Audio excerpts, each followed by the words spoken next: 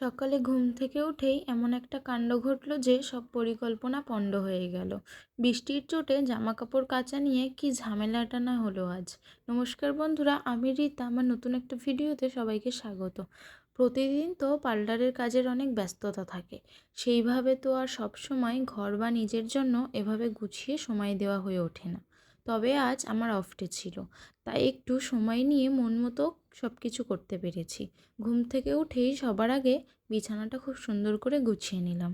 সকালবেলা পরিপাটি বিছানা দেখতে কার না ভালো লাগে। বিছানাটা গোছানোর কাজ শেষ করে চটপট পুরো ঘরটা ভালো করে ঝাড় দিয়ে নিলাম। ঘরের এই কাজগুলো সেরে সোজা চলে গেলাম রান্নাঘরে। প্রথমে ভালো করে ব্রাশ করে ফ্রেশ হয়ে নিলাম, আর তারপর এক কাপ চা বানিয়ে নিলাম। চা খাওয়ার ফাঁকে মনে পড়ল কাল রাতে কিছু জামাকাপড় ভিজিয়ে রেখেছিলাম, তাই ওগুলো কাচার জন্য যেতেই দেখি বাইরে আবার ঝিরঝিরে বৃষ্টি শুরু হয়ে গেছে।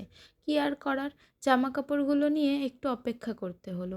সৌভাগ্যবশত অল্পক্ষণ পরেই বৃষ্টিটা থেমে গেল এবং আকাশটা কিছুটা পরিষ্কার হলো।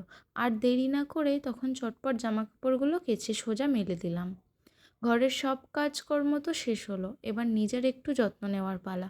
পার্লারের সকল ধকল সামলানোর পর নিজের ত্বকের সঠিক যত্ন নেওয়াটা খুবই জরুরি। আজ আমি ঘরে তৈরি একটি প্রাকৃতিক প্যাক দিয়ে আমার স্কিন কেয়ার করেছি। এর জন্য আমি মুলতানি মাটি, কস্তুরি হলুদ আর একটু দুধ একসঙ্গে মিশিয়ে ফেস প্যাক বানিয়ে মুখে লাগিয়ে নিয়েছিলাম। আপনাদের কাছে যদি দুধ না থাকে তবে আপনারা চাইলে জলের পরিবর্তে গোলাপ জল ও সাধারণ জল দিয়েও এটি গুলে ব্যবহার করতে পারেন। ভিডিওটি ভালো লাগলে শেয়ার করতে ভুলবেন না। সবাই সুস্থ থাকবেন, ভালো থাকবেন। দেখা হবে নেক্সট কোনো ভিডিওতে।